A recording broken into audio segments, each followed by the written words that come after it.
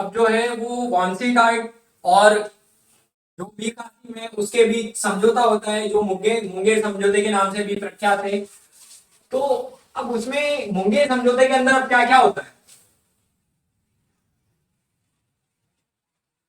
मुंगेर समझौते के अंदर बहुत सारी चीजें होती है।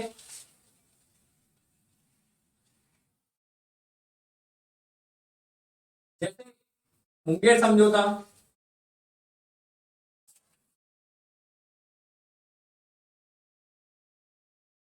ये होता है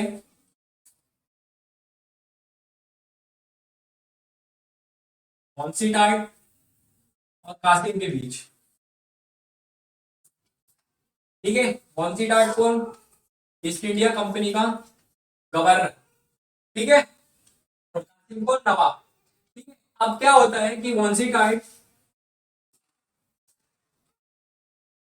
पहला जो होता है वो पहला होता है आंतरिक व्यापार, इंटरनल ट्रेड। जो आंतरिक व्यापार है, आंतरिक व्यापार का जो भी व्यापार किया जाएगा उसका क्रिय मूल्य का 9% भाग नवाब को दिया जाएगा।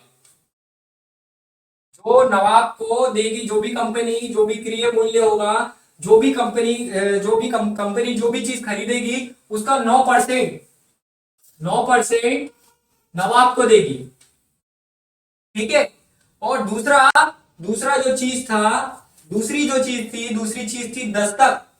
जो दस्तक थी, जो दस्तक कर था एक प्रकार का, जो दस्तक है वो नवाब द्वारा लिया जाएगा। दस्तक है वो नवाब, सिर्फ और सिर्फ नवाब ले सकता है। उसके बाद जो तीसरा महत्वपूर्ण चीज था, वो तीसरी महत्वपूर्ण चीज रही, वो रही थी कि अगर अगर बाय चांस डिस्प्यूट हो जाता है, किसी प्रकार का विवाद हो जाता है इसके बीच, कंपनी, ईस्ट इंडिया कंपनी और नवाब के बीच, तो इसके अंदर जो नवाब है इसका डिसीजन मान्य होगा। नवाब का डिसीजन मान्य होगा। नवाब का डिसीजन मान्य होगा। अगर किसी भी प्रकार का डिस्प्यूट हो जाता है कंपनी और नवाब के बीच, तो इसमें जो नवाब है उसका डिसीजन मान्य होगा। और जो अब सर ये सारी घटनाएं हो रही है, ये जो मुंगेर समझौता है उसमें ये तय किया जाता है। परंतु सर जो कलकत्ता परिषद है, जो कलकत्ता परिषद है वो इस प्रस्ताव को मानने से मना कर देती है। जब कलकत्ता परिषद पे ये प्रस्ताव जाता है, ये मुंगेर एग्रीमेंट, ये मुंगेर समझौता जाता है कलकत्ता परिषद के पास होने के लिए, तो वो क्या करते कि वो इस समझौते को मना कर देते। वो इस समझौते को मानने से मना कर देते। फिर क्यों? फॉर अब द एग्रीमेंट, हम ये समझौते को नहीं मानते। और यहां पर क्या होता है कि स्ट्रगल, यानी आपका जो मेन क्या है, रिफ्ट के बाद आपका क्या होगा, आपका स्ट्रगल यानी संघर्ष प्रारंभ हो जाता है। यहां पर स्ट्रगल प्रारंभ हो जाता है। किस चीज का स्ट्रगल था सर?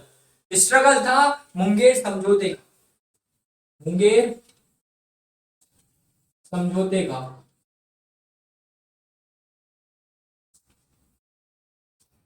मुंगेर समझौते का जो स्ट्रगल था वो यहां से प्रारंभ हो जाता है। और कलकत्ता परिषद ने जब इस समझौते को मानने से मना कर दिया, तो फिर क्या होता है, कासिम ने अपना तीसरा कदम उठाया।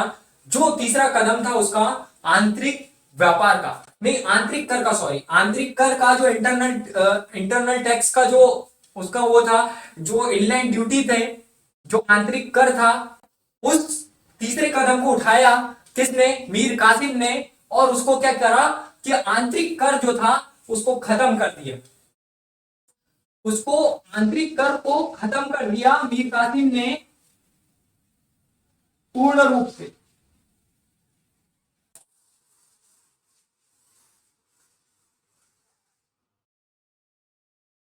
आंतरिक कर को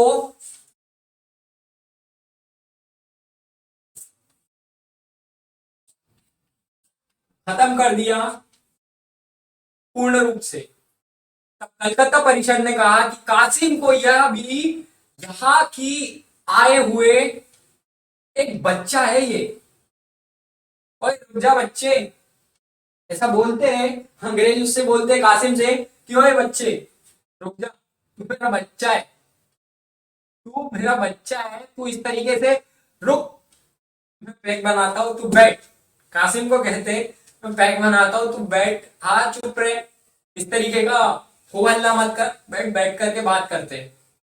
और मेरे लिए तुम बैठो वहां, मेरे लिए तुम बैठे हैं यहाँ। वो कौन कहता है? वो ईस्ट इंडिया कंपनी, वो क्लाइव कहता है, वो कलकत्ता परिषद के लोग कहते हैं कि बैठ, तू मेरा बच्चा है, तू कहाँ ये सब चीजों में लगा पड़ा है, तू आ बैठ, हम देखते हैं वो सब कुछ। बैठ करके पैक बना और पैक की। और चचा इसमें वो गेम कर जाते हैं। और कंपनी ने कहा कासिम से कि तेरी औकात इतनी नहीं है।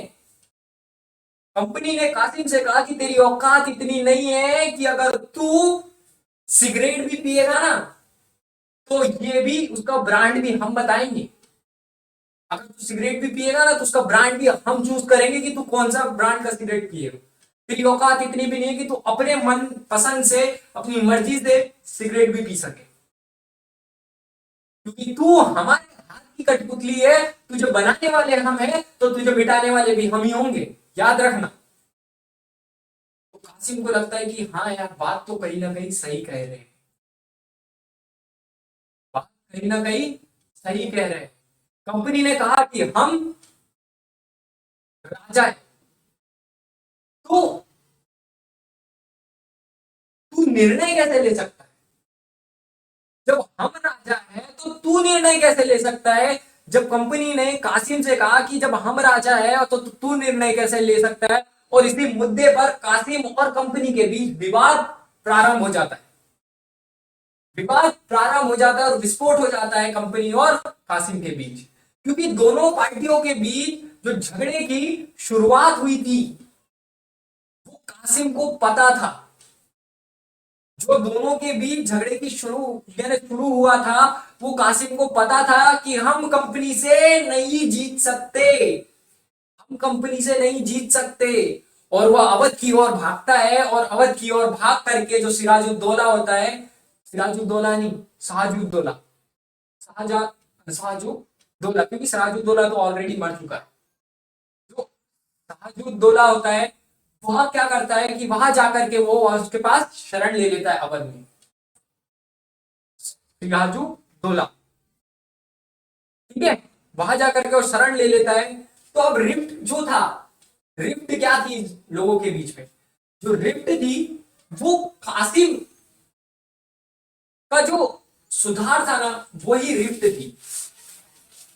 कासिम जो सुधार करना चाह रहा था वही रिफ्ट थी। अब यहां रिफ्ट क्या थी? रिफ्ट जो थी वो कासिम के सुधार थे।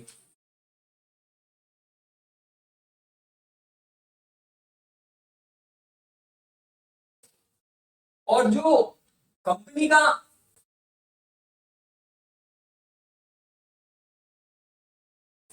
बर्ताव था वो इस एपिसोड के नाम से प्रेजेंट हुआ।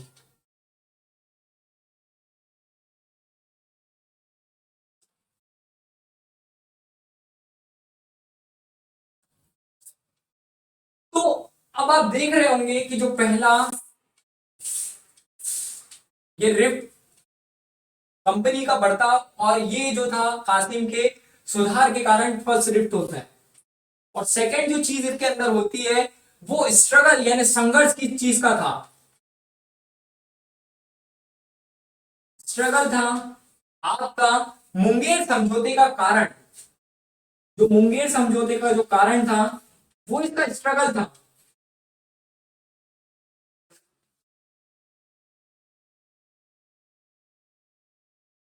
और इसने जो विस्फोट किया, उस विस्फोट में क्या होता है इससे जो आंतरिक कर है, आंतरिक व्यापार का 9% या आंतरिक कर को लेकर के विस्फोट हो गया। जो आंतरिक कर को समाप्त किया उसके वजह से ये आंतरिक कर की वजह से विस्फोट हो गया।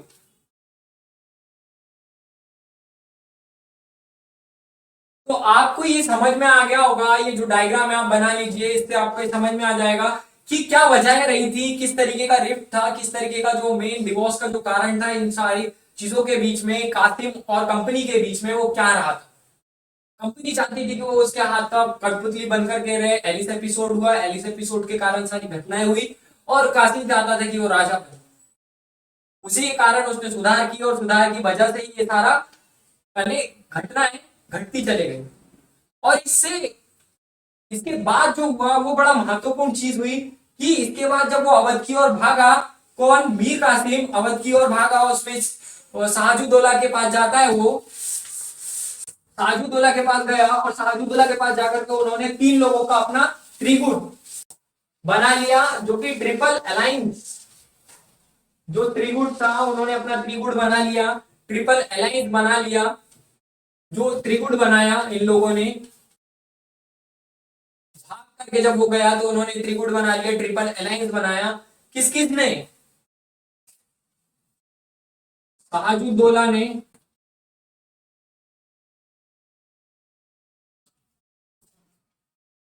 मीर कासिम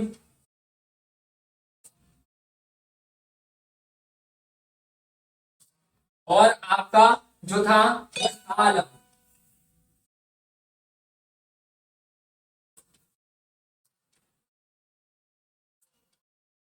शाहजूदौला कौन था? ये नवाब था। ये जो शाहजूदौला था ये नवाब था। परंतु इसको अगर हम भली बात अगर समझे तो इसको हम एक ही चीज कहेंगे, इडियट। मीर कासिम लैंड, शाह आलम ये मुगल शासक था और ब्लाइंड था।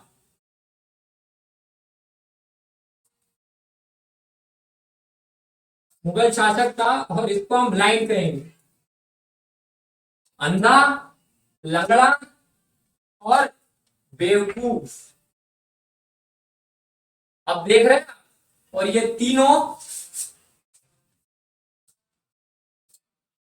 तीन आधुनिक और ताकतवर शक्ति के सामने, ये तीन आधुनिक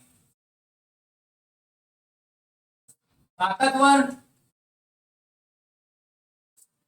शक्ति के सामने जाकर के उसे चुनौती देने वाले थे। ये तीन, ये अंधा, ये अंधे के कंधे पर बैठ करके ये लंगड़ा, ये अंधे के कंधे पर बैठ करके ये लंगड़ा, और जिनको रास्ता दिखा रहा है ये इडियट। ये व्यक्ति उनको रास्ता दिखा रहा है, जो खुद बेवकूफ व्यक्ति से आप रास्ता पूछोगे। अगर भैया आपको नहीं मालूम है कि बॉम्बे का रास्ता कहाँ है तो आप किसी को क्यों बता रहे हो? मना कर दो ना, नहीं पता है, नहीं पता है, साफ बोल दो नहीं पता है। आप उसको ये क्यों, अरे हमने तो सुना था कि एक रास्ता दिल्ली से होकर के भी जाता है। अभी जब नहीं पता है तो बोल दो ना सीधे, नहीं पता है। क्या जरूरत है किसी को घुमाने की? नहीं नहीं हमने सुना था, अरे सुना था तो का चर्चा, सुना था तो का। जब आप जानते ही नहीं हो तो जानते नहीं हो तो सीधे उसका एक जवाब दो, नहीं नहीं जानते। और जो चीज आप नहीं जानते हो उसके बारे में आपको ज्यादा सोच विचार करने का जरूरत नहीं होता है। जो नहीं जानते वो नहीं जानते। पेपर के अंदर भी 10 क्वेश्चन ऐसे होते हैं जो व्यक्ति को नहीं आते, परंतु उसमें ज्यादा दिमाग लगाने की जरूरत नहीं है, क्योंकि अगर आप उस 10 क्वेश्चन में फंस गए तो आपका 90 क्वेश्चन हमेशा गलत होने के चांसेस बहुत ज्यादा होते हैं। यही तो परीक्षा है, यही तो कंपटीशन है कि उस 10 प्रश्न को कौन इग्नोर कर लेता है और उस 90 प्रश्न के ऊपर कौन ध्यान दे देता है। परंतु अमूमन जो अधिकतर लोग हैं वो केवल और केवल उन्हीं 90 प्रश्नों को छोड़कर उन 10 प्रश्नों के ऊपर ही ध्यान देने में अपना पूरा समय व्यतीत कर देते हैं, और जो बाजी जीती जिताई बाजी उनके हाथों से चली जाती है।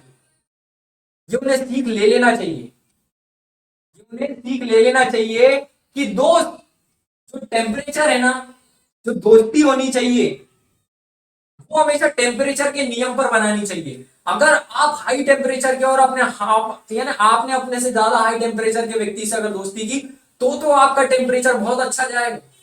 तब आप क्या होगा कि एक सकारात्मक दृष्टि की ओर आगे बढ़ेंगे। परंतु अगर आपने अपने से नीचे टेम्परेचर वाले से अगर दोस्ती करी तो वो आपको निस्ते नाबूद कर देगा, बर्बाद करके रख देगा, खत्म कर देगा, कुछ बच नहीं जाओगे। क्यों? क्योंकि वो हमेशा आपके पास आकर के ही रोना रोएगा, अरे यार उसका हो गया हमारा नहीं हुआ, हम कैसे करें, कहा होगा चचा, कहा होगा साहब, ऐसा करने लगेगा। और ये सब चीजें जब आपके सामने होगी तो आपको बड़ी निराशा होगी उस चीज से कि यार उसका वो 5 साल से तैयारी कर रहा है, उसका नहीं हुआ, अरे चचा वो भी तैयारी कर रहा है, उसका नहीं हुआ, हमारा कैसे होगा।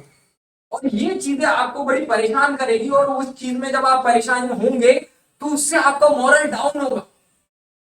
और जब आपके अंदर वो ऊर्जा, आपकी ऊर्जा नकारात्मक दृष्टि से बाहर निकलेगी तो फिर आप उसको परिवर्तित नहीं कर पाएंगे।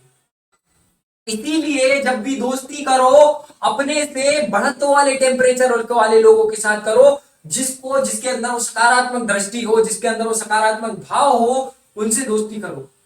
क्योंकि जीवन में एक अच्छा दोस्त मिलना बहुत कठिन होता है। बहुत लोग मिलते हैं इस जीवन के दरकिनार में, परंतु एक अच्छा दोस्त, एक अच्छा व्यक्ति मिलना बहुत मुश्किल होता है जो आपको आपसे रूबरू करवा सके। और यही आपको सीखना है और ऐसे व्यक्ति को आपको तराशना है। अगर आप अपने से कम टेम्परेचर वालों के साथ अगर दोस्ती रख लोगे तो बर्बाद हो जाओगे, यकीनन बर्बाद हो जाओगे। और तुम्हारी ऊर्जा को वो पूरी तरीके से चूस लेंगे, खत्म कर देंगे। और ये दुनिया, ये तीनों भी दुनिया की एक जीती जागती मिसाल है कि ताकतवर के सामने ये जाकर के खड़े हो गए और फिर बहुत मारा शरीर को, इन तीनों को बहुत मारा, बहुत मारा, क्लाइंट ने बहुत दिया रख रख के, और कंपनी ने भगा भगा करके मारा इन लोगों को। ये जीते जागते उदाहरण है आपके सामने इतिहास के कि आपको कभी भी अगर दोस्ती करना है तो मीर कासिम को क्या जरूरत था सर इन भगोड़ों के पास जाने का, जो खुद तो मारे गए, जो ये खुद तो मारे ही जाते हैं, इनको मालूम था। और ऐसे व्यक्ति के सामने जो खा करके खड़े हो गया, जो ऑलरेडी ताकतवर है, जो जिसके पास आधुनिकता का, ये जो आधुनिक ताकतवर व्यक्ति है, सारी उसके पास फैसिलिटीज है। 1757 की उपलब्धियों पर बैटल ऑफ बक्सर 1764 इसकी मोहर लगा देता है। और ये मोहर इस तरीके से लगती है कि अब जब सब कुछ क्लियर हो गया था ना, कि सब कुछ जीत लिया, तो अब रॉबर्ट क्लाइव, यानी जब ईस्ट इंडिया कंपनी ने सब कुछ जीत लिया, तो जो ईस्ट इंडिया कंपनी है वो सब कुछ जीत लेती है, तो उसके बाद जब उनको ध्यान आता है कि यार अब क्या करें, अब हमने बंगाल, उड़ीसा, बिहार ये सब तो जीत लिया है, अब हम क्या करें, अब हम क्या करें। तो फिर उसको याद आता है ब्रिटिश ईस्ट इंडिया कंपनी को कि यार ये सारा खेल तो क्लाइव का शुरू किया हुआ है, रॉबर्ट क्लाइव का ये जो सारा खेल है वो शुरू किया हुआ है। तो चचा, वो चचा को बुलाया जाए, उन्होंने ये खेल शुरू किया था, उनसे पूछा जाए कि आगे क्या किया जाए। तो रॉबर्ट क्लाइव को एक पत्र लिखा जाता है बोर्ड ऑफ डायरेक्टर के द्वारा कि चचा आप आज आइए और आकर के हमें गाइडेंस दीजिए, हमें बताइए कि अब हमें क्या करना है। अब तो हमने बंगाल, बिहार, उड़ीसा को विजय कर लिया है, वो सारा समृद्धि, वो सारा धन दौलत, ऐशो आराम, शानो शौकत सब कुछ हमारे पास है, अब आगे की राह क्या है।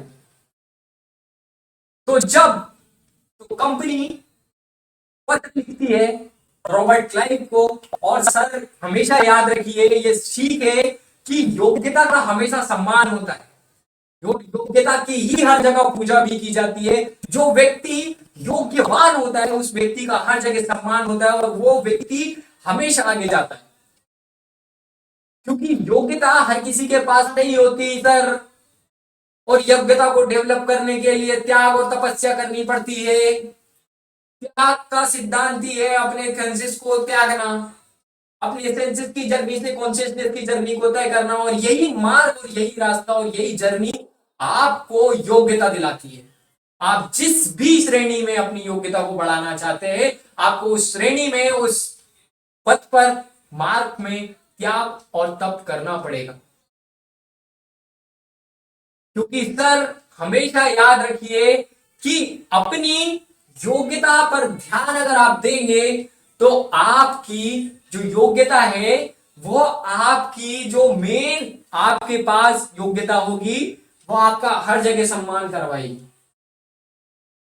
क्योंकि केवल और केवल योग्य व्यक्ति का सम्मान होता है, व्यक्ति किसी इंसान का सम्मान नहीं होता है, केवल योग्यता का सम्मान होता है। जिस व्यक्ति के अंदर जितनी योग्यता होती है उस व्यक्ति का उतना ही ज्यादा सम्मान होता है, समाज में उसको उतनी ही बड़ी दृष्टि से देखा जाता है और उसको इतिहास भी उतनी ही बड़ी दृष्टि से देखता है जिस तरीके से रॉबर्ट क्लाइव को आज हम देखते हैं। क्योंकि रॉबर्ट क्लाइव वो व्यक्तित्व हुआ जिसने अपनी योग्यता को समझा। कहा वो एक कंपनी का चपरासी था सर, और कहा वो जाकर के बंगाल का गवर्नर बन गया। उस व्यक्ति की क्या समझदारी रही होगी, क्या योग्यता रही होगी, क्या मेच्योरिटी रही होगी और क्या उसके अंदर मास्टर ऑफ डिप्लोमेसी रही होगी उस व्यक्ति की, जिस व्यक्ति ने एक चपरासी से एक बंगाल के गवर्नर ऑफ बंगाल का जो सफर तय किया, एकदम लाजवाब सफर था। और यही सफर, यही योग्यता ने उसको एक यानी इतिहास का महत्वपूर्ण पन्ना बना दिया। और यही इतिहास का महत्वपूर्ण पन्ना इस दुनिया में मनुष्य की योग्यता का सम्मान है सर। किसी भी मनुष्य का इस दुनिया में अगर कोई सम्मान किया जाता है तो उसकी योग्यता की काबिलियत पर किया जाता है। और यही ठीक है सर, आप भी स्वयं अपनी योग्यता के ऊपर अगर ध्यान देना स्टार्ट कर देंगे और शुरू कर देंगे तो आपको भी बहुत सारी आपकी योग्यताएं प्राप्त हो जाएंगी। जैसा कि सर समुद्र मंथन की, और जब समुद्र मंथन के समय जब लक्ष्मी जी प्रकट होती है तो देवताओं और राक्षसों के बीच युद्ध हो जाता है कि उनसे विवाह कौन करेगा। अब दूर कहीं विष्णु भगवान बैठे होते हैं और जब लक्ष्मी जी बोलती है कि वो जो दूर एक व्यक्ति बैठा है वो कौन है, तो लोग उन्हें जवाब देते हैं कि वो विष्णु जी है। तो बोले वो वहां पर बैठ करके क्या कर रहे, क्या उन्हें पता नहीं है कि यहाँ पर इस तरीके की चीजें हो रही है। तो जब लोग कहते हैं कि नहीं उन्हें सब कुछ पता है परंतु उन्हें इन सारी चीजों से वो बहुत ऊपर है, इसलिए उन्हें फर्क नहीं पड़ता है, उनकी इतनी योग्यता है कि वो सब कुछ हासिल कर सकते हैं।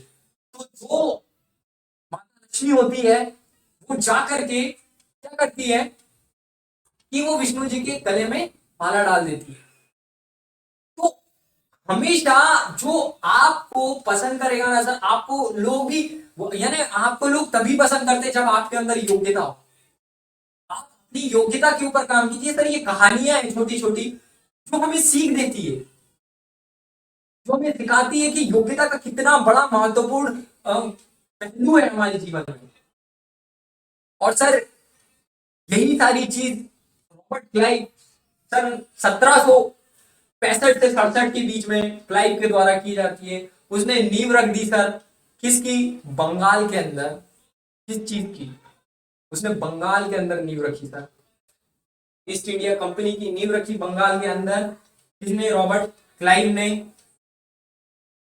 बड़ा ही सर महत्वपूर्ण व्यक्ति है सर। इस व्यक्ति को पढ़ करके इतिहास में जितना मजा आपको किसी और को पढ़ के नहीं आएगा उतना मजा आपको रॉबर्ट क्लाइव को पढ़ के आएगा।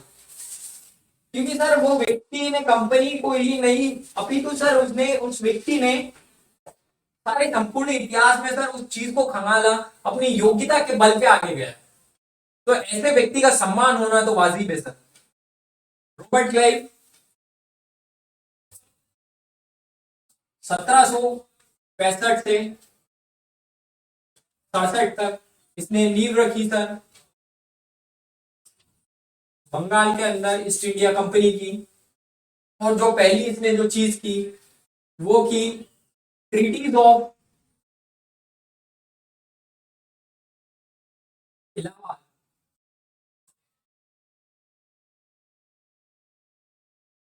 ट्रीटीज ऑफ इलाहाबाद की है 1765 में, 1765। और इलाहाबाद की संधि के बाद इसने क्या किया है, इलाहाबाद की संधि में इसने क्या किया कि एक तीर से वन एरो से 3 निशाने लगाए।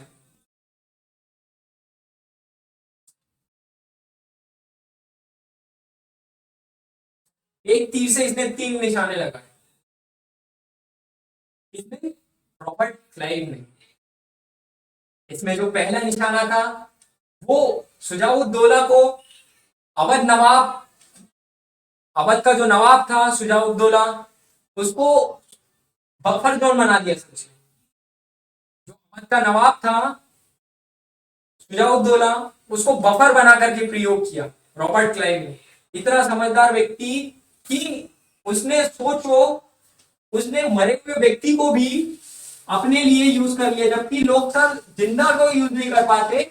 उस व्यक्ति ने उस मरे हुए शुजाउद्दौला को, अवध के नवाब को भी यूज कर लिया अपनी महत्वाकांक्षाओं के लिए। अब जो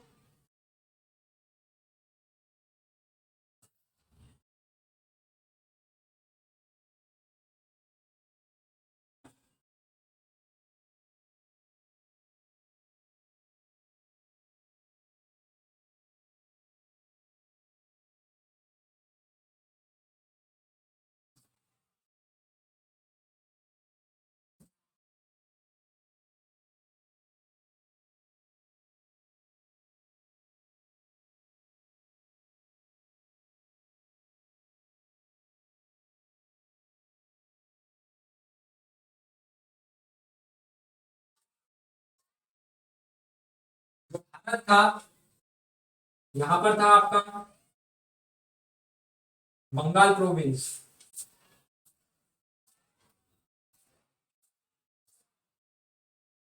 ये आपका बंगाल प्रोविंस था। ये जो आपका था वो बंगाल प्रोविंस था। और ये बंगाल, ये जो था ये यहाँ बंगाल था। और ये नवजात था अभी, ये नवजात, नवजात शिशु था, यानी नया नया बना था अभी। तो ये भी नवजात शिशु था, इन्फेंट था। और जो यहाँ पर था, यहाँ से थोड़े जो थे वो अफगानी आ रहे थे। जो अफगानी है वो यहाँ से आ रहे थे। और जो अवध है वो अवध यहाँ बैठा हुआ था। और जो आपके मराठा है वो मराठा यहाँ थे। अब सर आप देख रहे होंगे कि जो अवध है, अवध यहां बैठा हुआ है। तो अगर बंगाल को सुरक्षित करना है तो उसको क्या करना पड़ेगा? अगर बंगाल के ऊपर किसी को आक्रमण करना है तो उसको वो पहले कहां से होकर के जाएगा? वो यहां से होकर के जाएगा अवध से। ये भी आएंगे तो ये अवध से होकर के जाएंगे। तो अवध को रॉबर्ट क्लाइव ने एज अ बफर जोन के रूप में यूज किया। और यूज करने के साथ साथ वो मरे हुए व्यक्ति को, जो साजुद्दौला है, जो सुजाउद्दौला है, उसको उस मरे हुए व्यक्ति को भी उसने अपनी महत्वाकांक्षाओं के लिए क्या किया? यूज कर लिया। उसने अपनी महत्वाकांक्षाओं के लिए यूज कर लिया, क्योंकि जो बंगाल था, ये जो बंगाल था, ये जो बंगाल प्रोविंस था, ये बंगाल प्रोविंस अभी नवजात शिशु था, इन्फेंट था। रॉबर्ट क्लाइव ने एक बार पुनः भारत पहुंचा और अपनी दूसरी पारी खेली यहां पर। और दूसरी पारी खेलने के साथ साथ उसने 1665 से लेकर 1765 से लेकर 1767 तक, और इसने भारत में कंपनी में प्रशासन की नींव रख दी। इसने नींव रख दी, प्रशासन की नींव रख दी कंपनी की, भारत के अंदर बंगाल में। और इस व्यक्ति ने इतने क्रांतिकारी कदम उठाए, इतने क्रांतिकारी कदम उठाए कि आपको इसका सर, आपको आपका आप है ना अपना दिमाग पकड़ लेंगे। आप अपना दिमाग, यानी आपका दिमाग हिल जाएगा, इतने इतने क्रांतिकारी इसने कदम उठाए। क्या कोई ऐसा भी कर सकता है? कोई व्यक्ति सोच नहीं सकता जो व्यक्ति रॉबर्ट, यानी जो काम रॉबर्ट क्लाइव ने किया, कि कोई व्यक्ति ऐसा भी कर सकता है? जी हाँ सर, बिल्कुल। ये वो व्यक्ति जिसने ऐसा भी कर सकता है, सारी चीजों को पॉसिबल बना दिया। अब सर जो दूसरी चीज होती है वो होती है आपकी सहायक संधि, सब्सिडरी अलायंस, सब्सिडरी एग्रीमेंट या सब्सिडरी ट्रीटी।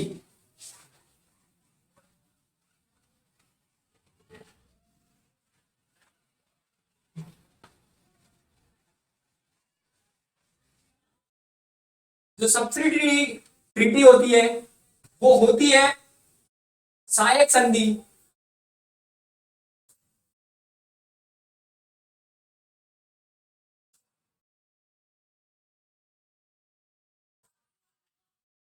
सहायक संधि करते होती है किस किस के बीच? सहायक संधि होती है कंपनी की एक टुकड़ी को,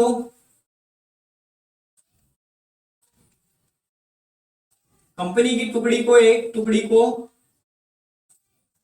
दबाव के पास या अवध में तैनात करके रखा जाएगा। दूसरी चीज आपकी जो होती है कंपनी जो है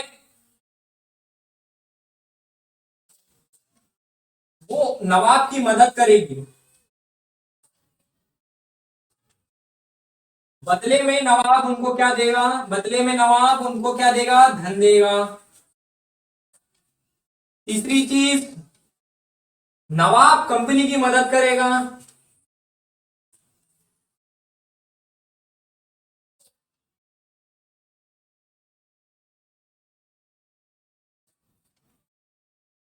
नवाब कंपनी की मदद करेगा, बदले में कंपनी नवाब को क्या देगी? कुछ भी नहीं। और यही से बंगाल का पतन होना स्टार्ट हो जाता है सर। और पहली बार जो सहायक संधि हुई वो रॉबर्ट क्लाइव के द्वारा हुई, और जो पहली बार सहायक संधि नीति यानी जो सहायक संधि है subsidiary alliance of policy, subsidiary alliance policy जो आई वो वेलिजली लेकर के आए थे, वो वेलिजली लेकर के आए थे, पॉलिसी वेलिजली लेकर के आए थे। परंतु जो नीति थी, जो प्रथम सहायक संधि, जो प्रथम सहायक संधि थी वो रॉबर्ट क्लाइव ने की, और जो प्रथम सहायक संधि नीति जो थी वो वेलिजली लेकर के, वो पहली बार वेलिजली ने स्टार्ट की थी। और इस तरह भारत के एक ताकतवर राज्य को उन लोगों ने अपना सहयोगी बना लिया, और इस तरह एक भारत के एक ताकतवर और एक समृद्ध राज्य को, बंगाल को, उन्होंने अपना सहयोगी बना लिया। और ये कहानी सर बड़ी ही चिंताजनक हो गई थी सारी चीजों को देखते हुए। और इसके बाद अब तीसरी जो महत्वपूर्ण चीज क्लाइव ने की वो इलाहाबाद और काड़ा,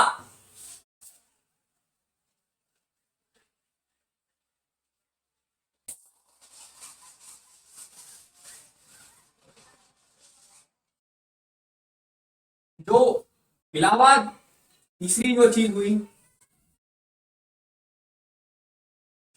वो इलाहाबाद और काड़ा के जो जिले थे, काड़ा का जो जिले थे वहां के जो शाह आलम था वो शाह आलम को दे दिए। वहां का जो नवाब था, ये इलाहाबाद और काड़ा का जो स्थान थे, ये दोनों ये किसको दे दिए? ये शाह आलम को। ये बाद में वापस भी ले लेता है सर, परंतु शाह आलम को दे दिए, शाह आलम को दे दिए। और क्योंकि सर शाह आलम को दे दिए, और मेन चीज क्या था कि जो इलाहाबाद था और इलाहाबाद और काड़ा का जो इलाका था, जो ये वो यानी जो इलाका था सर, ये जो वहां की जमीन थी बहुत ही उपजाऊ जमीन थी सर। जब उस स्वर्णिम जमीन को, उस अवध की उस भूमि को, अवध की उस उपजाऊ भूमि को आप किसी और को दे देते हैं, तो फिर आपके पास से तो सर आपका तो साम्राज्य का सबसे समृद्धि वाला जो मेन जो आपकी समृद्धि की वजह है वो तो आपने किसको दे दिया? वो अब अंग्रेजों के हाथ में जाती चली गई। बाद में वापस भी ले लेते 50 लाख रुपए लेकर के उनसे, यानी लेकर के उनको वापस भी कर देते। और बलवंत सिंह जो रहा था ना सर, ये एक जमींदार था। बलवंत सिंह एक जमींदार था, और जो जमींदार था वह बनारस का एक जमींदार था, और उसके साथ नवाब का कोई छेड़छाड़ नहीं करेगा। जो बलवंत सिंह है वो कंपनी का एक जमींदार था, एक जमींदार था बनारस का। और ये तय हुआ कि बलवंत सिंह के साथ कोई भी यानी नवाब कोई भी किसी भी तरीके की छेड़छाड़ नहीं करेगा। कंपनी का संरक्षण प्रदान कर दिया बलवंत सिंह को। बलवंत सिंह को कंपनी ने संरक्षण प्रदान कर दिया,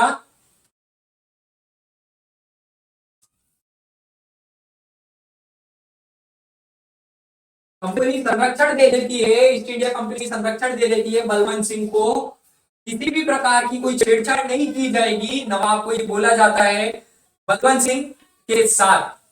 और जो दूसरी अब मेन चीज होती है, तो अवध को क्या होता है कि अवध को एक बफर जोन के रूप में प्रयोग किया जाता है। अब अवध को बफर जोन के रूप में प्रयोग किया जा रहा है सर, और ये बड़ा ही विडंबना योग्य प्रश्न हो गया था। किसके लिए? ये बंगाल के लिए बड़ा ही समय, यानी अब तो कहानी क्या होती है कि बढ़ती चली जाती है। अब दूसरा जो होता है वो शाह आलम के साथ होती है, जो दूसरी ट्रीटी होती है वो शाह आलम के साथ होती है, और जिसने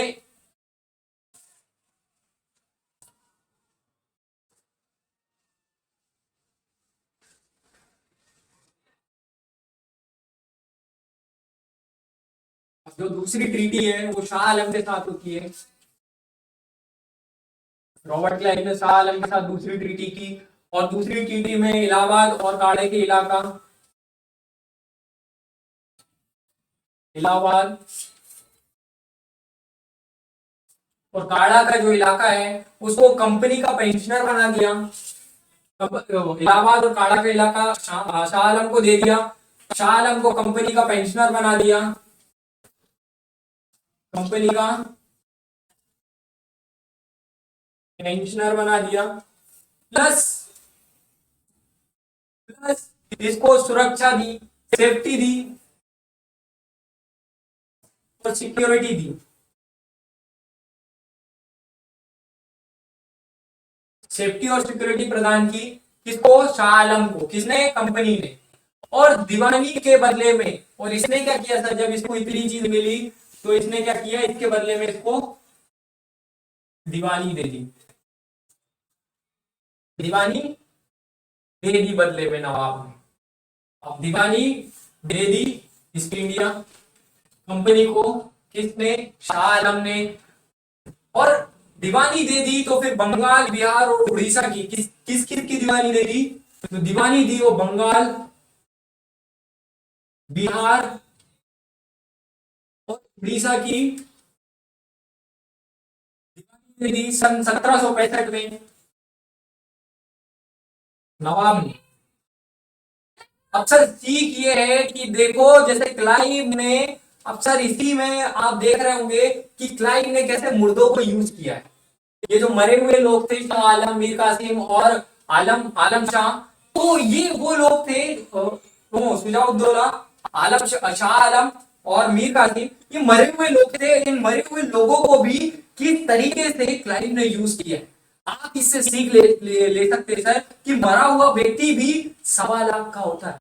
जो मरा हुआ हाथी है ना, इसी घटना के बाद ही बनाई गई होगी शायद वो कहावत, कि मरा हुआ हाथी भी 1.25 लाख का होता है, कि यहां मरा हुआ व्यक्ति भी 1.25 लाख का है सर। आप देख रहे हैं कि इस मरे व्यक्ति से भी उसने कितनी बड़ी अपनी महत्वाकांक्षाओं के ऊपर क्या दीवानी तक ले ली, बंगाल उड़ीसा और इसकी, बंगाल उड़ीसा और आपके बिहार की। अब शाह आलम से ये सब ले रहे थे, और मुगल शासक से ले कर का कहा, मुगल शासक से ले रहा है अभी।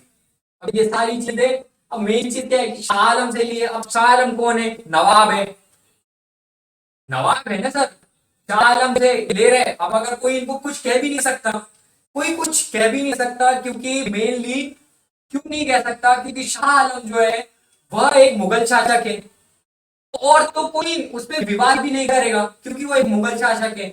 और मुगल शासक है तो भैया, हमने तो ये जो लिया है, ये जो हमने दीवानी ली है, हमने किससे ली है? हमने तो मालिक से ली है। East India company, Robert Clive कहेगा कि अगर कोई व्यक्ति इस पे विवाद भी खड़ा नहीं कर सकता, और अगर कोई व्यक्ति अगर इस पे विवाद करता है, तो उस समय रॉबर्ट क्लाइव क्या कहता? उस समय रॉबर्ट क्लाइव ये कहेगा कि चाचा, हमने जो ली है दीवानी, वो तो हमने मालिक से ली है, हमने तो मालिक से खरीदा है, तो आप जाकर के मालिक से बात कीजिए। तो कितना दिमाग चलाया उसने, किस तरीके से एक मरे हुए व्यक्ति को भी एक अपने स्वयं के बढ़त के लिए उन्होंने प्रयोग कर लिया। और उसने जो दीवानी है बंगाल के शासक से नहीं ली। ये सर याद रखिए कि जो उसने दीवानी है वो बंगाल के शासक से नहीं ली। बंगाल का शासक कौन था? मीर कासिम, उससे नहीं ली।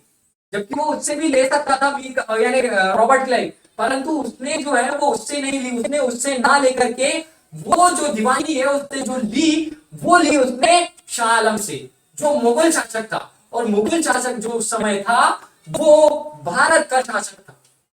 अब उसने भारत के उस समय वो भारत का प्रधानमंत्री जैसे होगा, तो उसने उससे खरीद लिया। अब सर उसने उससे खरीद लिया तो इसका मतलब अब क्या हो गया कि उसके ऊपर कोई विवाद नहीं खड़ा करेगा। अब उसने तो मालिक से खरीदा है तो उसके ऊपर कोई विवाद ही खड़ा नहीं होगा। और जो हमने उससे लिया है, और यह सबको ये पता चल गया कि कंपनी भी ये जानती थी कि जो ये शाह आलम है ये स्वयं भी जानता था कि ये खुद मरा हुआ है, और कंपनी भी ये जानती थी कि ये मरा हुआ है, परंतु इसी से कहा बताइए सर कि मरा हुआ व्यक्ति भी 1.25 लाख का है। इसने उसको भी यूज कर लिया। इसके बाद निजामुद्दौला, थर्ड जो पारी आती है, थर्ड व्यक्ति। इसके बाद थर्ड ट्रीटी होती है निजामुद्दौला के साथ। निजामुद्दौला से क्या लिया?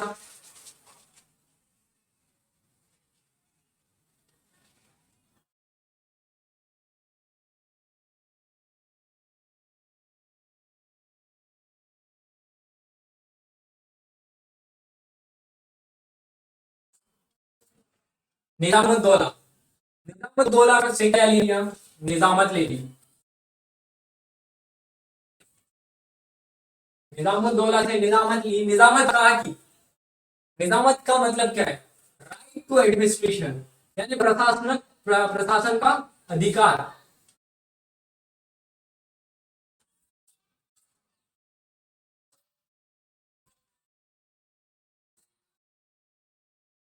Right to administration.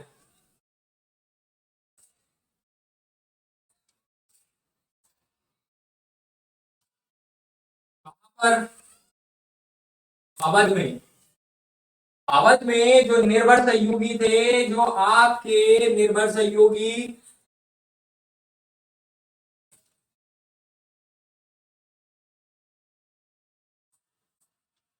जो निर्भर सहयोगी थे आपके डिपेंडेंट फ्रेंड, वो जो सेकंड जो आपके लोग थे वो शाह आलम,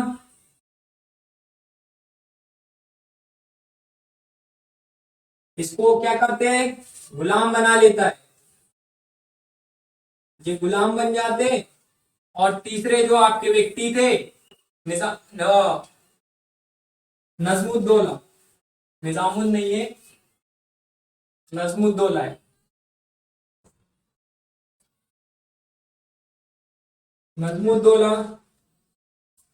इसको क्या बना देता है? इसको नौकर बना देता है।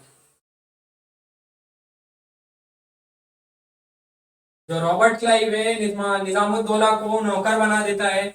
और ये सारी घटनाएं, ये सारा चीजें हो रहा था, और हो करके ये सारी घटनाएं समझ में नहीं आ रही थी किसी को।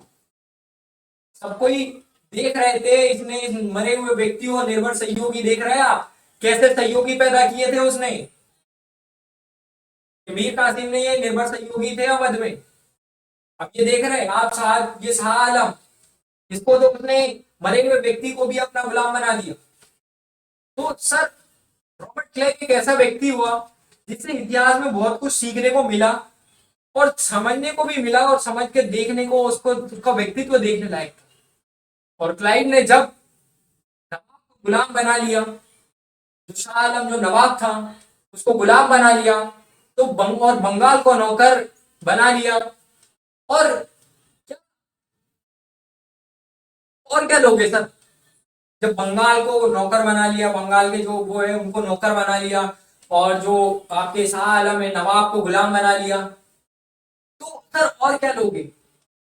सर देख रहे हो आप क्या दिमाग, सर दिमाग को देखो, इनके क्या दिमाग है रॉबर्ट क्लाइव का, कि क्या कैलकुलेशन बिठा करके रखी थी। कैलकुलेशन को आप समझो, बड़ी जबरदस्त कैलकुलेशन बिठा करके रखी थी कि किस तरीके से अपना बंगाल के अंदर प्रभुत्व को और भी संपन्न करते चले जाएंगे। और दूसरा कदम उठाया यहां पर अब क्लाइव ने, तो दूसरा कदम था दोहरा प्रशासन, दोहरा शासन, ड्यूअल आपका गवर्नमेंट का। तो ड्यूअल गवर्नमेंट का जो दूसरा कदम क्लाइव ने महत्वपूर्ण उठाया, वह उठाया ड्यूअल गवर्नमेंट का। जो ड्यूअल गवर्नमेंट का जो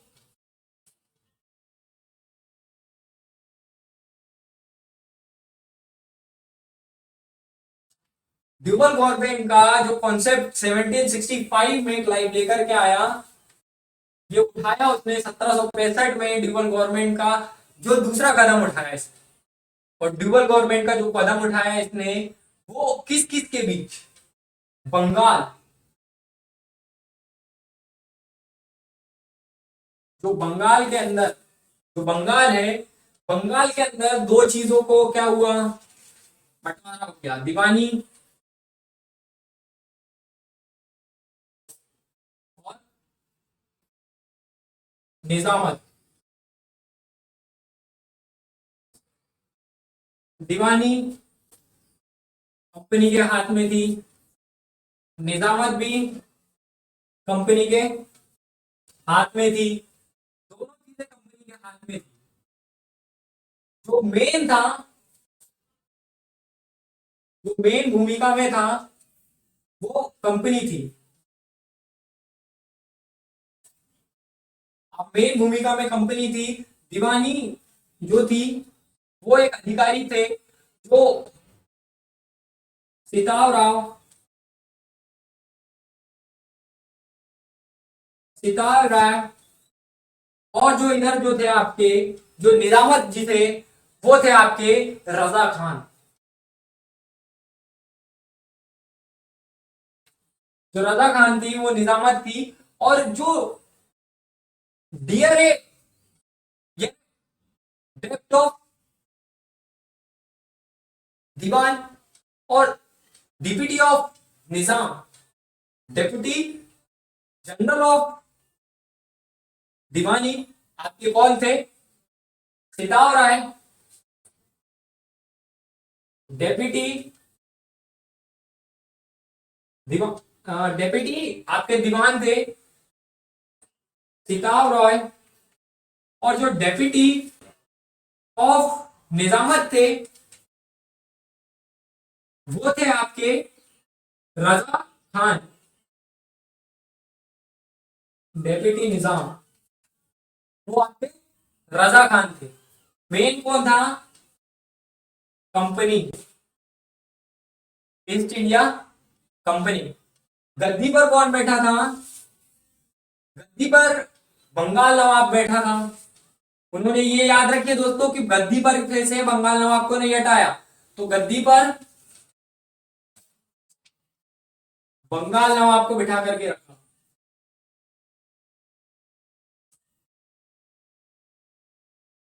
बंगाल नवाब अभी भी गद्दी पर बैठा है, और सबॉर्डिनेट है, जो सबॉर्डिनेट है वो कौन है, जो सबॉर्डिनेट है वो क्या है, नियुक्त कर दिए गए,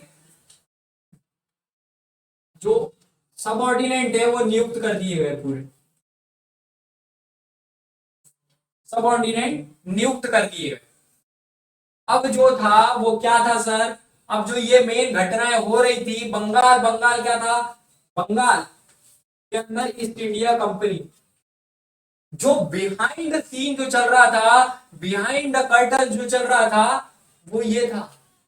बिहाइंड जो कर्टन था, वो कौन शासक था, वो ईस्ट इंडिया कंपनी शासक थी। कि behind the curtains, behind the curtain जो चल रहा था वो ईस्ट इंडिया कंपनी शासक थी, परंतु जो आपका सामने जो दिख रहा था वो गद्दी पर कौन था, वो बंगाल नवाब था। वो बंगाल नवाब था जो एक्चुअल में गद्दी पर सामने जो दिख रहा था, और जो बिहाइंड द सीन्स जो चल रहा था, जो बिहाइंड द कर्टन जो चल रहा था, वो ईस्ट इंडिया कंपनी शासन कर रही थी। तो क्या होता है कि जो मेन अब क्या होता है कि इल्यूजनरी चेंजेस, अब जो रियल इमेज थी, अब यह रियल इमेज क्लियर हो।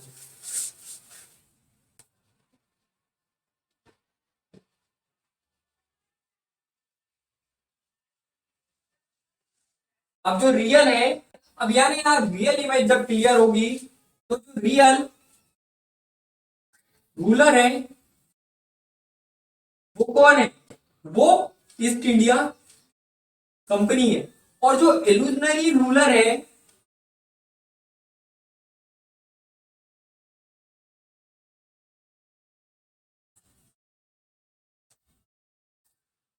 वो बंगाल नवाब है।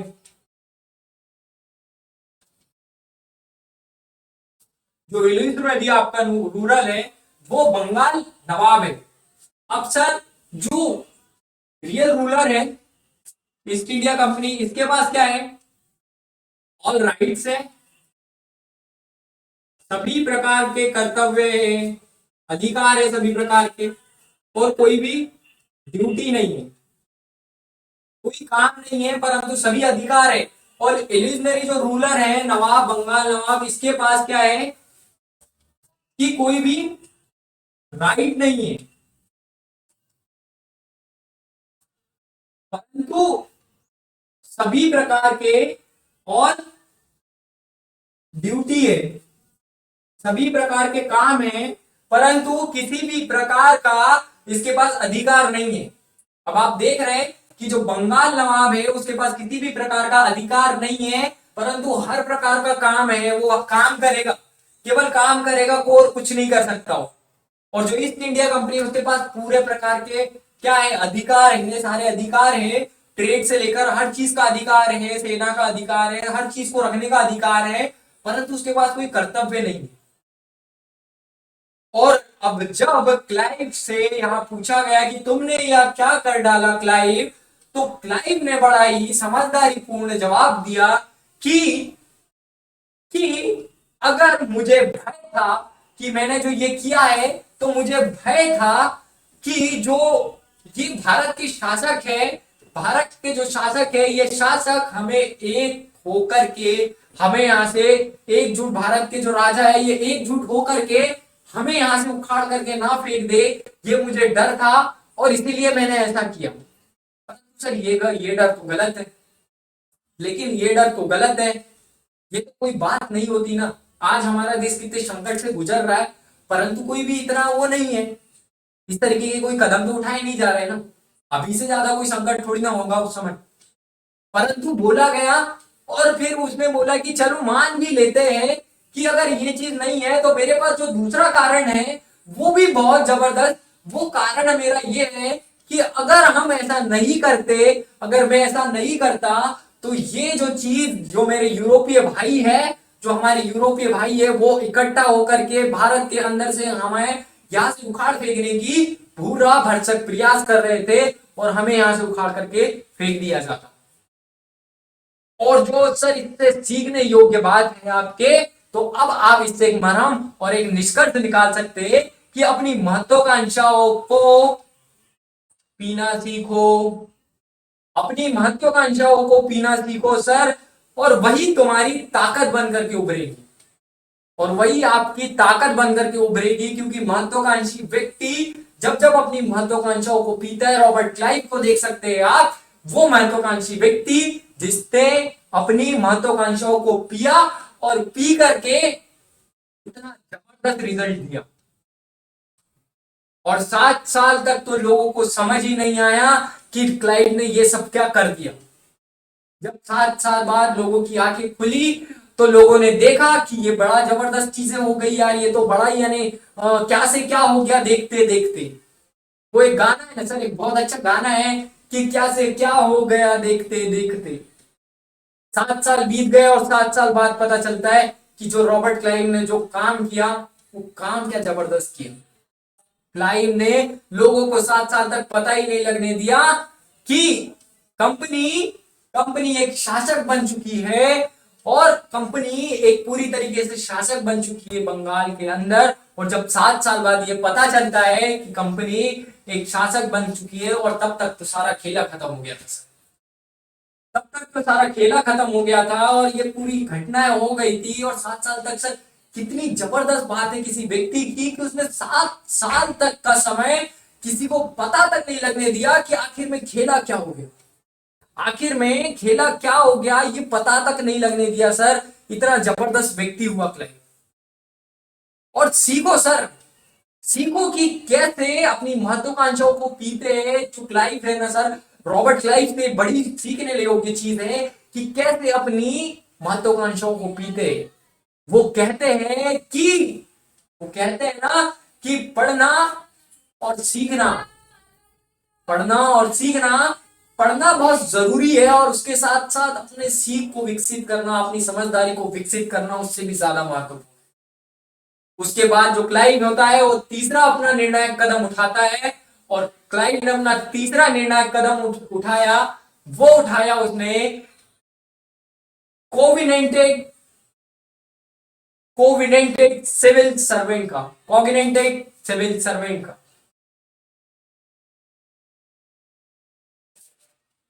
जो तीसरा निर्णायक कदम उठाया वो कोविनेंटेड सिविल सर्वेंट का उठाया।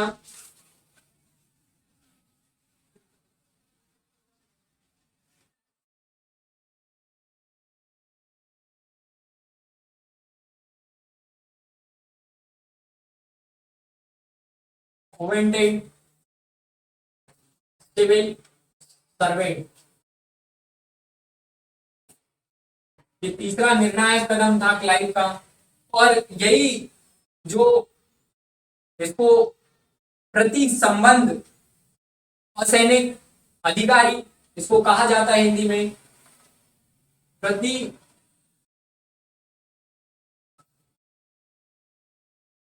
संबंध, प्रति संबंध असैनिक अधिकारी कहा जाता है। इसकी जो नींव है ये रॉबर्ट क्लाइव ने जो रखी वो 1765 में रखी।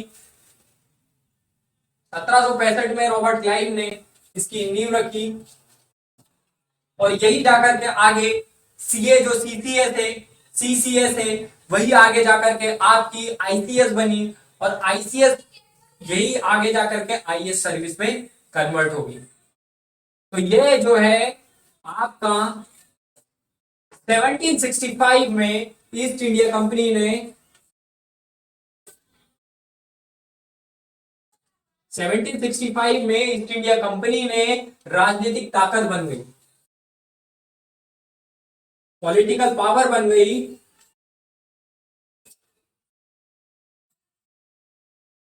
1765 में राजनीतिक पावर बन गई। और क्या थी सर इसकी जो नेसेसिटी थी, इसकी जो नेसेसिटी थी वो क्या थी सर, ये सिविल सर्वेंट की थी।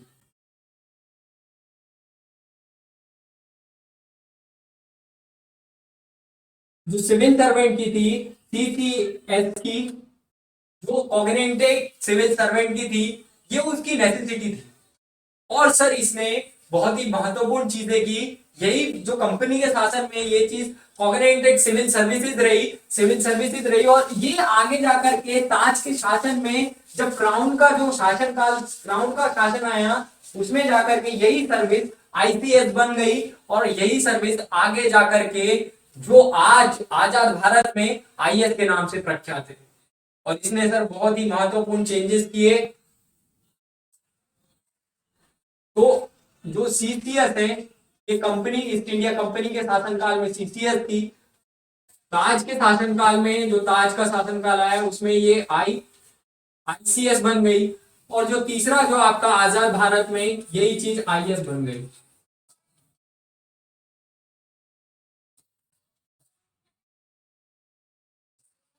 यही सर्विस आपकी आईएएस बन गई। और कैसे एक व्यापारी कंपनी ने राजनीतिक ताकत में परिवर्तन हो गई थी, ये उसी की जर्नी है सर। किस तरीके से एक जो राजनीतिक जो एक व्यापारिक कंपनी है वो किस तरीके से अपने राजनीतिक महत्वाकांक्षाओं को पूरा कर लेती है, राजनीतिक महत्वाकांक्षाओं के रूप में परिवर्तित हो जाती है, ये उसकी पूरी जर्नी है। क्योंकि यही मांग थी सर उस समय की कि कब कंपनी किस तरीके से अपने आप को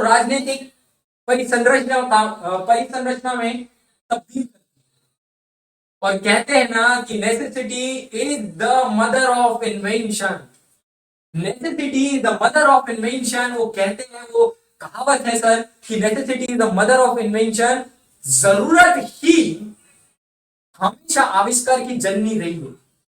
जरूरत ही हमेशा आविष्कार की जननी रही है। Necessity is the mother of invention, ये आपको याद रखना है।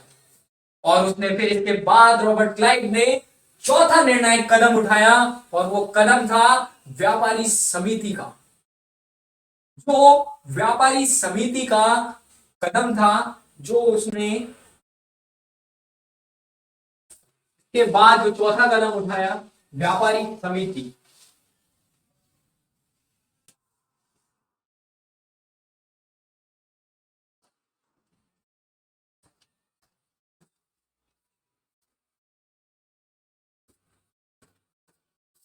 व्यापारी समिति का जो चौथा कदम उठाया उसने 1765 में। और इसमें क्या होता है कि जो दस्तक होती है, जो दस्तक होता है, अब सर ये कंपनी के लिए जो ये दस्तक थी, अभी तक तो सर सही चल रहा था जब तक ये नवाब के हाथ में थी। परंतु अब जैसे कंपनी की प्रशासनिक तौर पे अब आगे आएगी राजनीतिक तौर पे, तो ये दस्तक क्या होती है कंपनी के लिए? राजा को परेशान कर रही थी, जैसे नवाब को परेशान कर रही थी दस्तक, अब ये कंपनी को परेशान करेगी। अब आप देखिएगा ये कंपनी को कैसे परेशान करती है। तो दस्तक दर्द बन गया। अब जो दर्द था, यानी ये जो दस्तक, जो दर्द था पहले बंगाल नवाब का, अब वो कंपनी के लिए दर्द बन गया। और जो 1717 से 1765 तक चला था ये दस्तक, और इसके बाद इसने कंपनी ने इसको समाप्त कर दिया। और जो Bengal East India Company, East India Company जो शासक थी, वो बंगाल के अंदर जो इंटरनल रिवॉल्ट होने लग गया था। Bengal East India Company Bengal के अंदर 1765 में ही क्या होने लग गया था कि दो चीजें महत्वपूर्ण होने लग गई। अब जो नवाब के लिए दर्द था ये दस्तक, ये कंपनी के लिए भी दर्द बन गया था।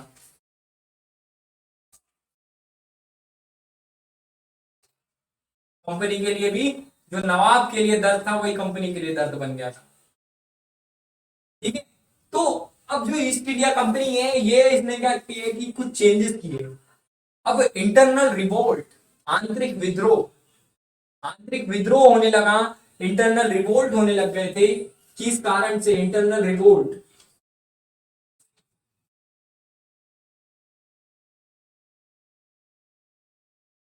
Internal revolt.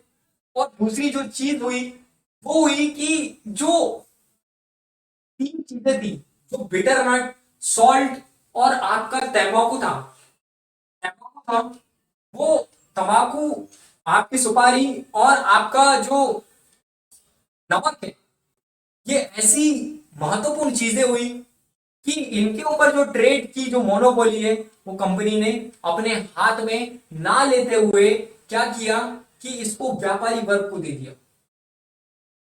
कि जो ट्रेड की मोनोपोली है उसको क्या किया कि इन्होंने व्यापारी वर्ग के हाथ में देना उचित समझा कि भैया अगर हम उनको देंगे तो ये हंगामा नहीं करेंगे, इंटरनल रिवोल्ट नहीं होगा, आंतरिक विद्रोह नहीं होगा। तो क्या क्या चीज? सॉल्ट,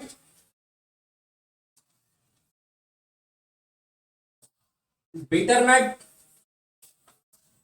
यानी सुपारी, और आपका सॉल्ट, बिटरनट और आपका तंबाकू, तंबाकू, ये तीनों चीजों को मोनोपोली वो थी, वो कंपनी ने किसको दे दी? वो कंपनी ने दे दी व्यापारी वर्ग। जो राष्ट्रीयता होती है सर, अब जो राष्ट्रीयता होती है वो राष्ट्र के लिए होती है। जो राष्ट्रीयता होती है वो राष्ट्र के लिए होती है, किसी कंपनी के लिए नहीं होती। कंपनी के लिए केवल अपनी महत्वाकांक्षाएं होती है, केवल अपने उद्देश्य होते। किसी भी प्रकार की राष्ट्रीयता किसी कंपनी के लिए नहीं होती सर, ये आप हमेशा याद रखिए। और कंपनी कि व्यापारी इस प्राइवेट ट्रेड के लिए काम करते थे। ये जो प्राइवेट ट्रेड था, ये सॉल्ट, बिटर नट और तंबाकू कंपनी के व्यापारी इन चीजों के लिए काम करते थे। और जब ये काम और जब ये प्राइवेट ट्रेड तुम इनसे छीन लोगे तो ये तुम्हारे भी विरुद्ध आकर के खड़े हो जाएंगे। और ये कंपनी को भली भांति जानता था सर क्लाइव, इस चीज को भली भांति जानता था कि जो प्राइवेट ट्रेड हो रहा है, अगर private trade in private traders से छीन लिया जाए तो ये लोग आकर के हमारे विरुद्ध खड़े हो जाएंगे। और इस बात को जो रॉबर्ट क्लाइव है बड़ी अच्छी तरीके से सूझबूझ से समझता था और जाकर के कंपनी के खिलाफ खड़े हो जाएंगे। और इस बात को भली भांति समझता था सर रॉबर्ट क्लाइव। अब कंपनी क्या होता है कि अब जो कंपनी है, अपने इस कंपनी को इस बात का डर था कि अगर इन्होंने दस्तक बंद कर दी, कि अगर इन्होंने ये दस्तक जो थी अगर इन्होंने ये बंद कर दी तो जो कंपनी की आज साथ दे रहे हैं वो कंपनी के अधिकारी आधिकारिक विद्रोह कर देंगे। और कंपनी के अंदर आंतरिक विद्रोह की भावना, आंतरिक विद्रोह हो जाएगा। और कंपनी के अगर अंदर आंतरिक विद्रोह हो गया तो इससे बहुत ज्यादा नुकसान हो जाएगा जो अभी तक का पूरा खेला गया था। तो उसने इसको रोकने के लिए व्यापारी समिति का गठन किया। किसने? रॉबर्ट क्लाइव ने 1765 में इस व्यापारी कंपनी या इस व्यापारी समिति को बनाता है। जो व्यापारी जो ट्रेड समिति है, जो ट्रेड कमेटी है उसको बनाता है। और इस व्यापारी समिति को सॉल्ट, बिटरनट और टैबाकू का जो सेल है वो सेल करने की मोनोपोली दे दी। मोनोपोली दे दी इसने, सेल करने की मोनोपोली दे दी। सेल करने की किसने? रॉबर्ट क्लाइव ने। अब जो चीज यानी जब आप इनको सेल करेंगे तो इससे जो धन प्राप्त आपको होगा, जो पैसा प्राप्त होगा, उस पैसे को आपको क्या करना है? उस पैसे को आपको कंपनी के अधिकारियों में पदानुक्रम अनुसार उसको डिस्ट्रीब्यूट करना है। पदानुक्रम अनुसार आप उसको डिस्ट्रीब्यूट कीजिएगा तो उससे क्या होगा कि सभी लोगों को जो धन की पूर्ति है वो हिस्सेदारी यानी पदानुक्रम अनुसार आपको बांट लेना है। ये एक रॉबर्ट क्लाइव ने बताया। मगर इससे भी बड़ी समस्या यहां खड़ी हो गई कि बंगाल में बहुत अधिक महंगाई बढ़ गई सर। इससे इससे यानी सबसे बड़ी जो चीज वहां पर पनपी या जो सबसे बड़ी विडंबना या जो सबसे बड़ी समस्या वहां पर उत्पन्न हुई बंगाल के अंदर, वो सबसे बड़ी समस्या ये रही कि बंगाल के अंदर बहुत अत्यधिक महंगाई होने लग गई इससे। और महंगाई के कारण वहां पर अफरा तफरी का माहौल शुरू हो जाता है। और वहां पर क्या होता है कि कोर्ट ऑफ डायरेक्टर्स ने इसे 1756 में 1766 में इसे बंद कर दिया। किसको? जो ये सेल का जो कॉन्सेप्ट था मोनोपोली का, इसको बंद कर दिया 1766 में कंपनी ने कि भैया कोर्ट ऑफ डायरेक्टर्स ने इस सारी चीजों को बंद कर दिया। और बंद करने के साथ साथ इसको खत्म कर दिया कि भैया नहीं करना है, आप छोड़िए, इस चीज को बंद कीजिए, इससे काफी ज्यादा महंगाई बढ़ रही है बंगाल के अंदर और बंगाल जैसा समृद्ध प्रदेश खोखला होता जा रहा है। क्योंकि उन लोगों को यहाँ से बहुत सब कुछ लेकर के जाना था। और अगर महंगाई बढ़ेगी तो कोई व्यक्ति उनका सामान नहीं खरीद पाएंगे, और सामान नहीं खरीद पाएंगे तो जिसके वजह से उनका ट्रेड के ऊपर बहुत ज्यादा भारी नुकसान होगा। अब मैं आपको बता देता हूं कि किस किस एक यानी कौन कौन से में परिवर्तन जो हुए, एक डायग्राम आप बना लीजिए।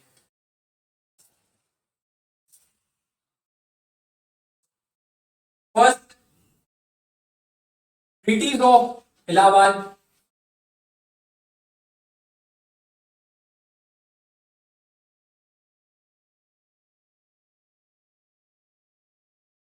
ट्रीटीज ऑफ इलाहाबाद हुआ आपका। ट्रीटीज ऑफ इलाहाबाद में क्या हुआ कि जो तीन लोग थे, जो शाह आलम, शुजाउद्दौला इडियट, लैम्प और मीर कासिम।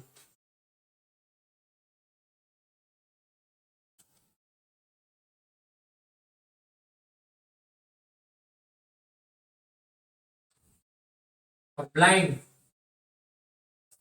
ये तीनों क्या हुए? इन तीनों को गुलाम बना लिया गया। ट्रीटी ऑफ,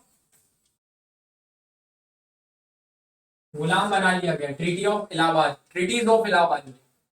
दूसरा जो महत्वपूर्ण चीज हुई वो हुई आपकी, जो दूसरी महत्वपूर्ण चीज हुई कि 7 साल तक किसी को पता ही नहीं चला कि बंगाल का जो मेन शासक है वो ईस्ट इंडिया कंपनी है, यानी जो ड्यूअल गवर्नमेंट का कॉन्सेप्ट है।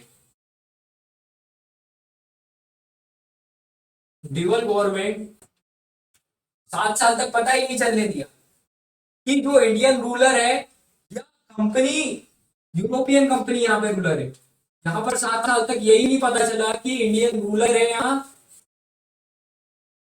शासक जो है वो इंडियन रूलर है या यूरोपियन कंपनी है।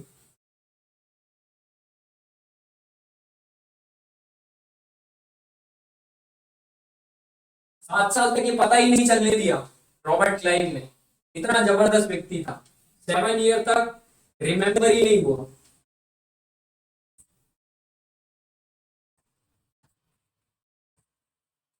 पता नहीं। चलो, तीसरा जो हुआ, तीसरा जो महत्वपूर्ण निर्णायक कदम हुआ वो CCS का हुआ, जो ऑगमेंटेड सिविल सर्विस की नींव रखी इसने। ये मैं आपको रॉबर्ट क्लाइव के काम लिखवा रहा हूँ, रॉबर्ट क्लाइव ने क्या क्या बदलाव किए। और चौथा जो महत्वपूर्ण कदम हुआ वो हुआ सोसाइटी ऑफ ट्रेड।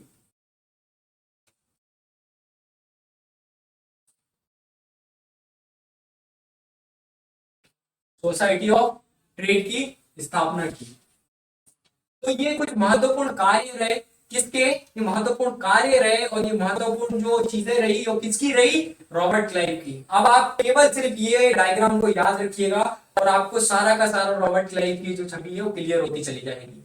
और ये ज्यादा सफल नहीं हो पाया, परंतु सर रॉबर्ट क्लाइव ज्यादा सफल नहीं हो पाया, परंतु परंतु सफल नहीं हो पाया, परंतु खेल करने में यह आदमी ने सर, इस खेल करने में ना इस आदमी की दाद देनी पड़ी।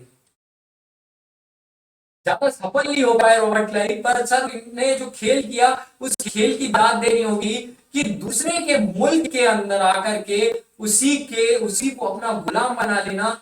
ये सर बड़ा ही जबरदस्त व्यक्ति रहा और इसने व्यक्तित्व की सच में अपनी महत्वाकांक्षाओं को पूरा किया। और मैं इस व्यक्ति को इतिहास का बहुत जबरदस्त व्यक्ति मानता हूँ और एक सफल व्यक्ति मानता हूँ कि यहाँ पर लोग किसी के घर में जाकर के एक गिलास पानी नहीं निकाल पाते, एक गिलास पानी नहीं खुद से जाकर के ले पाते। इस व्यक्ति ने किसी के घर में आकर के पूरा का पूरा उसको घर उसका ले लिया और उसको उल्टा नौकर बना दिया। इतना जबरदस्त व्यक्ति।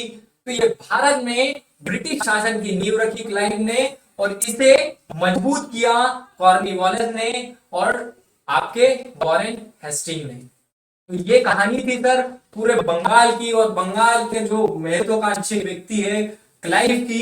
आपको, मुझे लगता है कि आपको ये कहानी बहुत पसंद आई होगी, बहुत समझ आई होगी। आगे हम बात करेंगे कि किस तरीके से आगे बंगाल के बाद और भी जो महत्वाकांक्षी जो लोग आए। अब हम बात करने वाले आगे कॉर्नवालिस और वेलेस्ली की। जब आगे हम बात करेंगे Cornwallis, Dalhousie, Wellesley, Warren Hasting, इन सारे लोगों की आगे हम बात करने वाले हैं। मैं आपको इतिहास का वो पोर्शन क्लियर करवा दूंगा कि आपको कभी दोबारा किताब उठा करके देखना नहीं पड़ेगा। केवल ये जो मैं डायग्राम्स यहाँ बनाता हूँ उन डायग्राम्स को केवल आप एक पन्ने के ऊपर बना लीजिए, उसको आगे अपने चिपका लीजिए और उसको रिमेंबर कीजिए। बस आपको कुछ नहीं करना है, सिर्फ आप देखेंगे उस डायग्राम को तो आपको पूरी पिक्चर क्लियर हो जाएगी। आपको ज्यादा पढ़ने की, ज्यादा किताबों के अंदर घुसने की ज्यादा जरूरत नहीं पड़ेगी सर, इतना अच्छे से मैं आपको बता रहा हूं। तो मैं दोस्तों इसी नोट के ऊपर आप लोगों से अलविदा लेना चाहूंगा और मिलूंगा इसी जैसे बेहतरीन और जबरदस्त इतिहास के कुछ बेहतरीन और दिलचस्प पहलुओं के साथ। शुक्रिया। जय हिंद, जय भारत, वंदे मातरम।